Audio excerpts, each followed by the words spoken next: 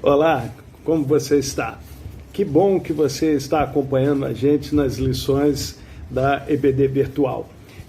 Sabemos que nesse novo tempo a gente precisa se ajustar ao novo normal, algo que para todos nós traz algum tipo de dificuldade e aumenta também as nossas expectativas em relação ao que fazer.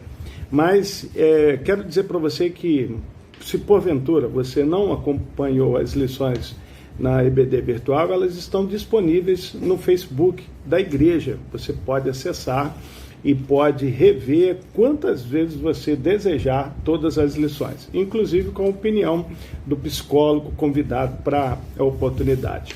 Mas até o final do ano nós estaremos fazendo a EBD Virtual, porque ainda a questão dos cultos presenciais ou as reuniões presenciais ainda precisa respeitar alguns critérios e muitas vezes esses critérios são difíceis para a gente se ajustar. Porém, a gente está bem próximo ao final do ano. Até novembro nós teremos a Escola Bíblica Dominical virtual. Dezembro é férias, depois estaremos retornando no ano que vem, acredito que no primeiro domingo de fevereiro de 2021. Então, vamos lá. Essa edição que nós vamos estudar das lições da ECB vai falar para nós acerca da esperança, né, que a gente precisa ter nesse tempo. Se você quiser fazer o download de todas as lições, é só você acessar o site da Convenção Batista Fluminense e você vai ter disponível para você o download de todas as lições. E se você não conseguir fazer, esse arquivo nós temos na igreja. Você traz um pendrive e a gente coloca para você todas as lições no pendrive, ou melhor, toda a revista. Essa edição é tida como uma edição especial. Você está vendo olhar para cima assim, é porque eu estou aqui olhando para o computador para passar informação precisa para você. Então está aqui, ó, esperança em tempo de quarentena. E a lição de hoje vai falar sobre um assunto que trouxe muita polêmica.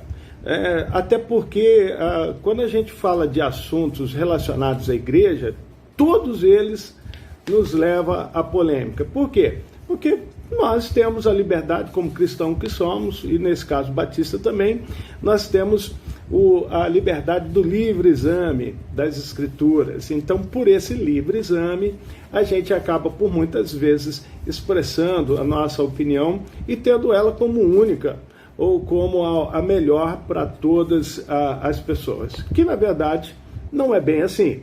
Porém, a gente respeita a opinião de cada um.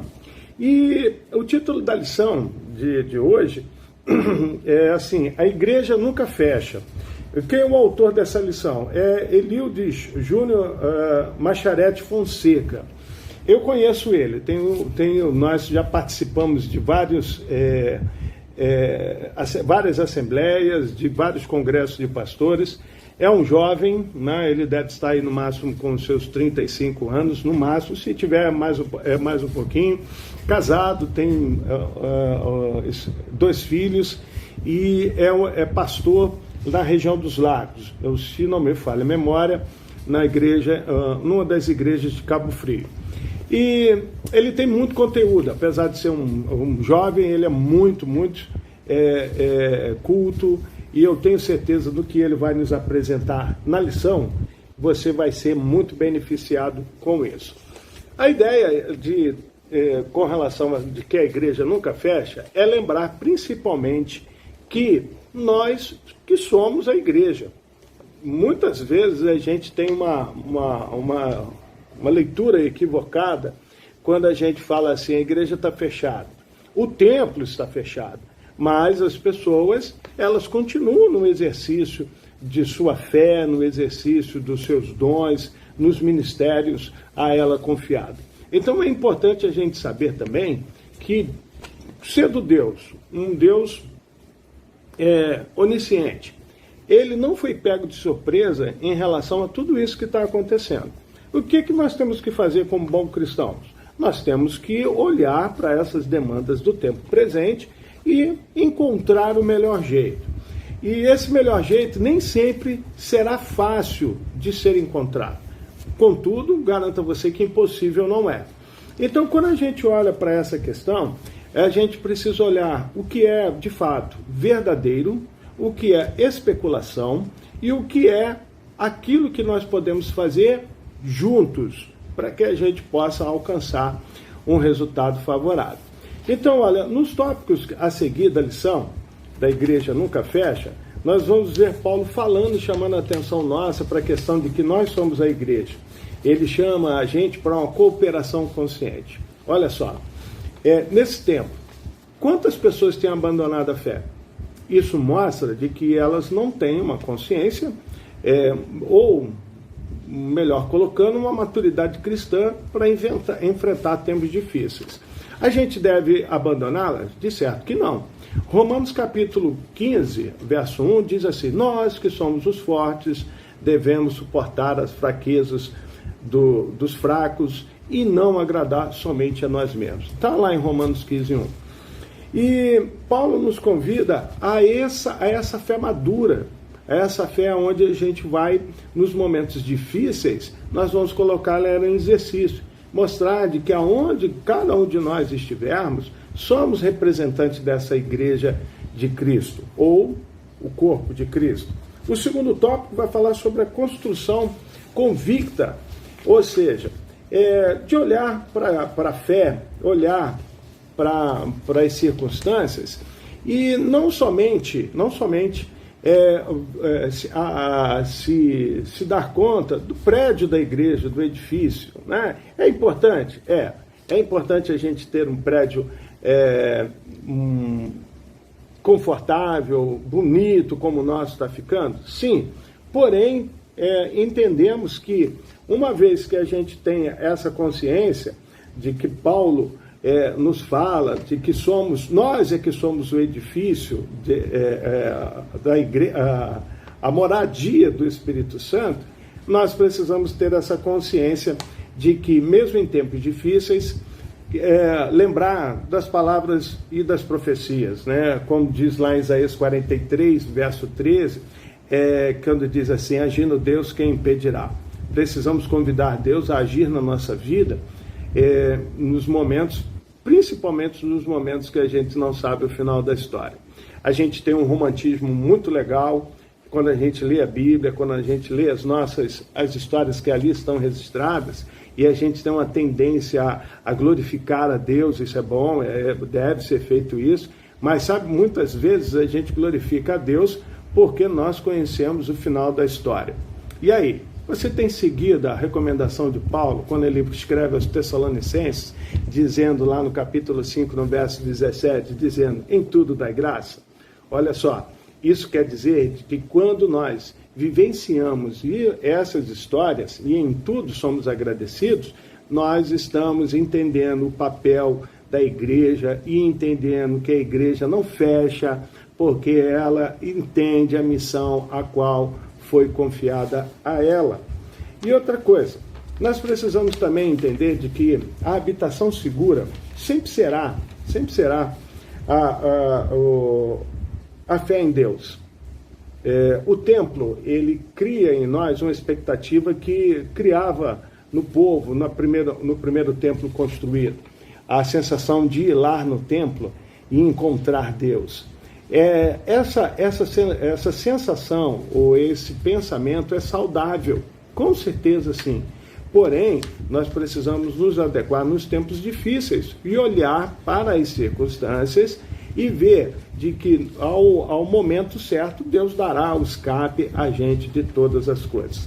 Acredito que quando Davi escreve aquele versículo que está lá no Salmo 122, ou é o 122, quando diz assim: alegrei-me quando disseram vamos à casa do Senhor, ele estava se referindo a um momento de um encontro com Deus num lugar especial, num lugar marcado. Não quer dizer necessariamente que ele não podia se encontrar com Deus dentro do seu quarto. A propósito, Jesus fala de que quando nós queremos pedir alguma coisa a Deus, devemos ir ao segredo ou ao secreto, né, do nosso quarto. Então, irmãos, preste bem atenção. O que nós temos que fazer nesse tempo é mostrar às pessoas que a nossa fé não está limitada por um espaço e por um templo de 4 paredes.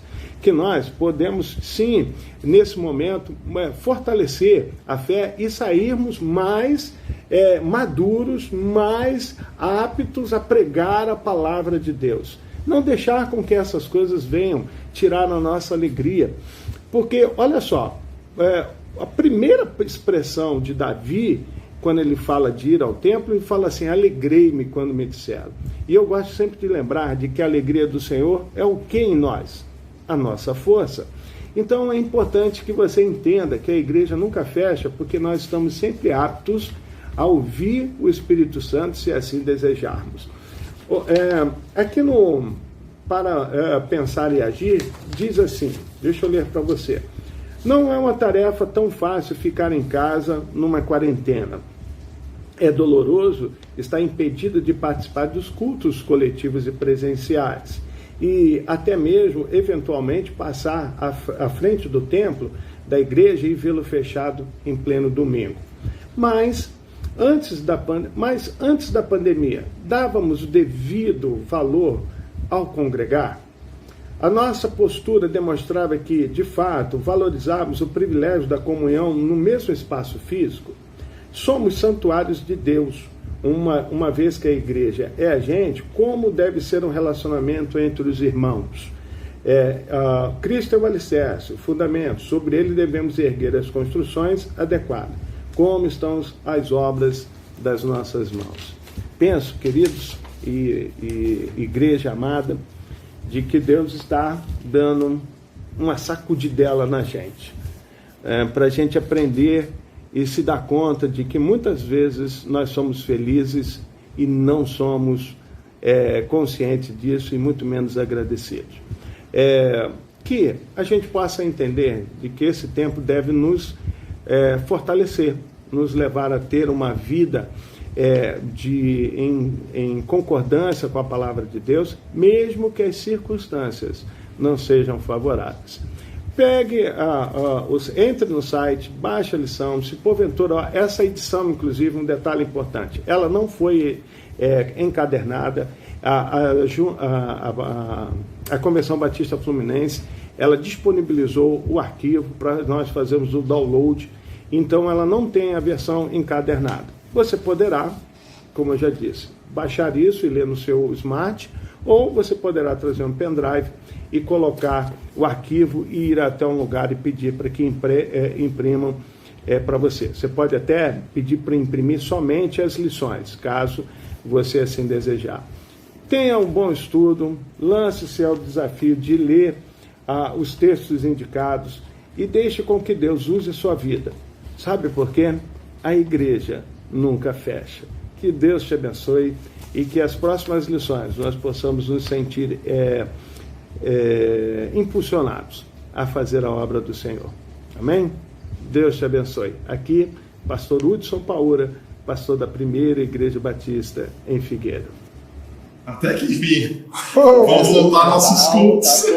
Não, nem fala, pastorzão. Minha mulher, você não tá ligado, pastorzão. Ela fica, mano, manda lavar a louça, manda comprar isso, manda comprar aquilo. Tá bom, dobra, desdobra, tá terrível, tá boiado em casa. Lá em casa também. Minha mãe falando, vai fazer um bagulho direto lá também, tá louco pra voltar tudo por causa disso aí. Minha mãe mandando fazer um negócio tudo direto lá em casa por causa do corona, tá louco pra voltar pros cultos, porque minha mãe mandando fazer as coisas direto lá em casa.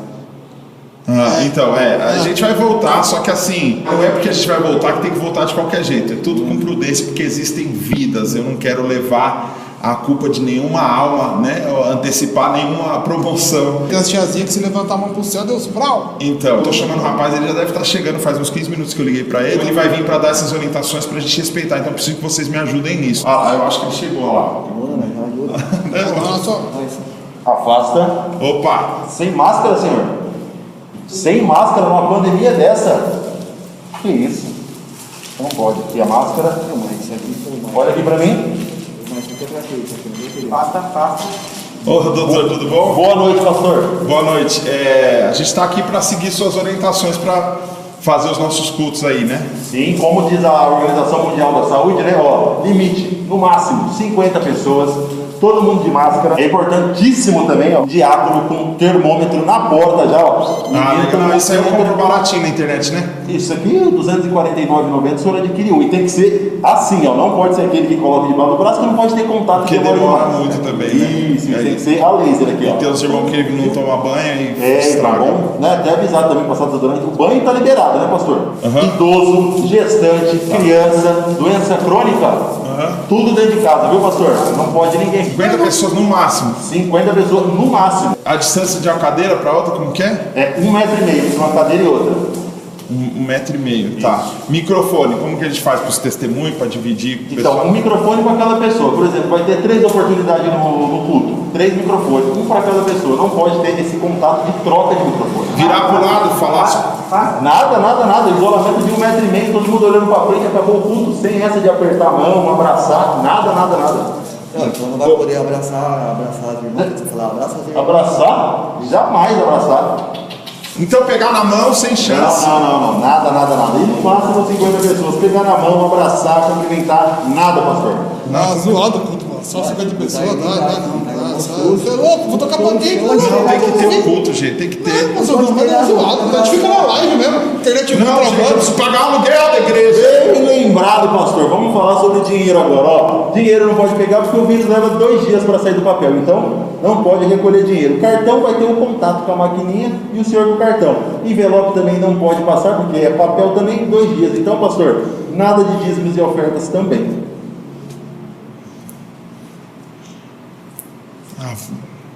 Deixa quieto, vamos para casa.